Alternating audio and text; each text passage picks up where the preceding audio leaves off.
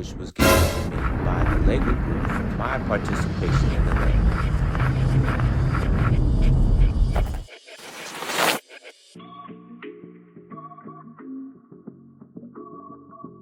What's going on, Lego friends? It's your boy Iceberg here, and I'm back with another Just My 2 Cents.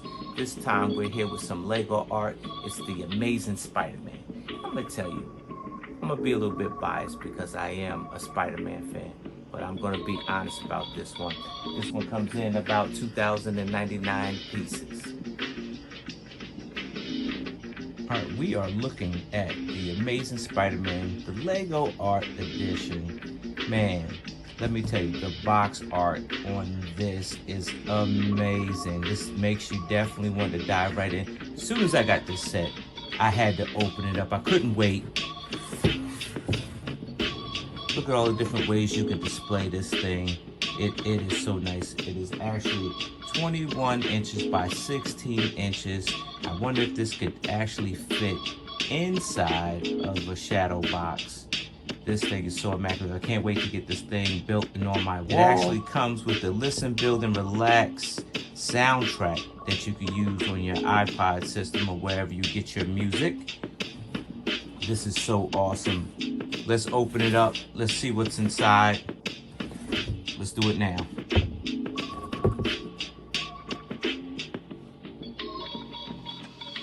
All right, let's check out the book that's inside here. Man, I love the 1962 face. That is very awesome, very nostalgic for this book here. All right, welcome to Lego Art.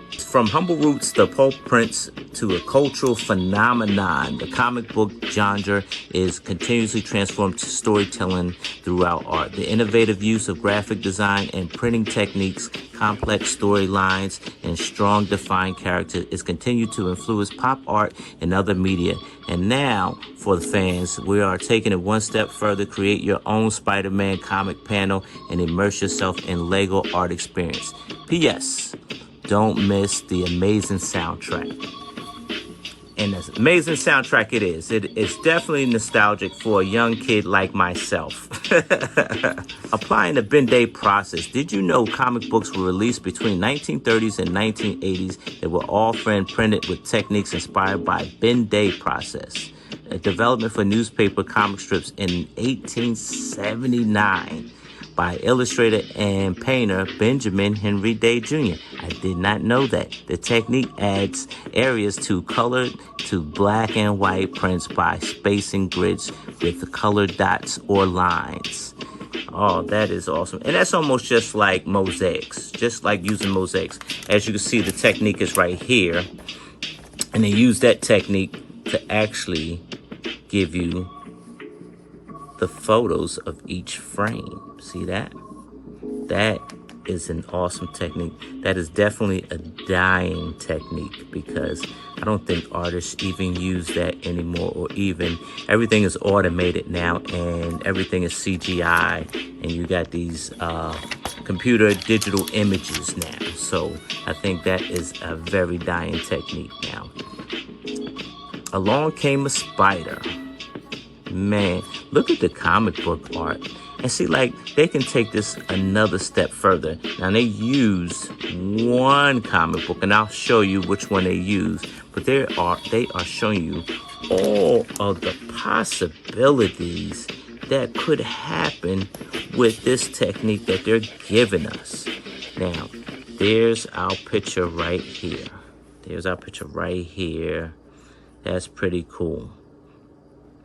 But look at all of the possibilities that we could get, or I challenge you to go make that. Now, I am going to try to do my best to recreate one of these awesome comic book scenes myself, given to the same technique as the artist did right here.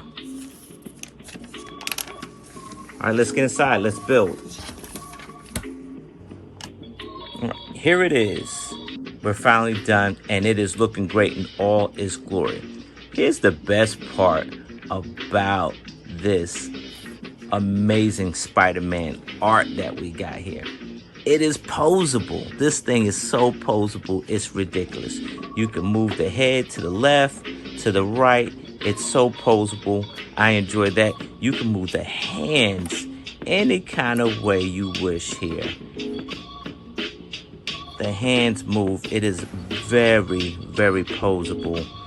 You know, I'm going to try not to be biased. I'm definitely going to be honest about this. But I am, as you can see, I'm super excited. Anything Spider-Man, I'm so excited. But I do love that you have a picture that is very interactive, because now you can make Spidey look to the left. He can look to the right. You know, if you have kids, you had this on your wall, and you can mess around and move the poses a little bit and scare the kids a little bit. But I do enjoy that now you have the different green hues that you can see here. You have the very, very light stuff, like the neon stuff, mixed in with some of the light stuff, the medium tone, and even the dark tone green. I enjoy that. And if you look at it, it's sort of in a spider pattern if you really look at it. I definitely enjoy the techniques that the artists use to intertwine these little vines to make the actual spider webs. Even the contour of Spider-Man. If we get a little bit closer, and let me get a little bit closer. If you get a little bit closer, you can see the contour of Spider-Man's back right here in the spider symbol. That is very important because you see the pose that Spider-Man is taking. So all these little tiny details like that, it would be just like it would be in the comic book, are very important. So you actually are getting the full effect of the 3D mosaic.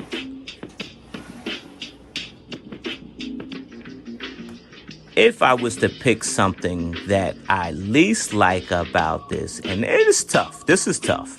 I would say that I least like the technique of the shoulders, right? The shoulders, I think as a 3D mosaic, that the shoulders probably should be more contour, where they come out just a bit, but then they're flat right here, right here. Let me see if I can move this over. I'm sorry. Right here and here. If the artist brought this out just a little bit, then the neck and the head would come out just a little bit more. But I understand with some limitations, that's in a perfect world, that's not doable. But I am a mock person, and there's other mock people out here, and I do think that they will try to remock this thing to make it look more 3D posable. So here's my 2 cents. This is a day one. Yeah, I'm biased because of Spider-Man, but this is definitely a day one. Here's why. Is that it is a big piece of art, right? But it also hangs on your wall, folks, so it won't take up that much space unless you already had taken up space on your wall as is.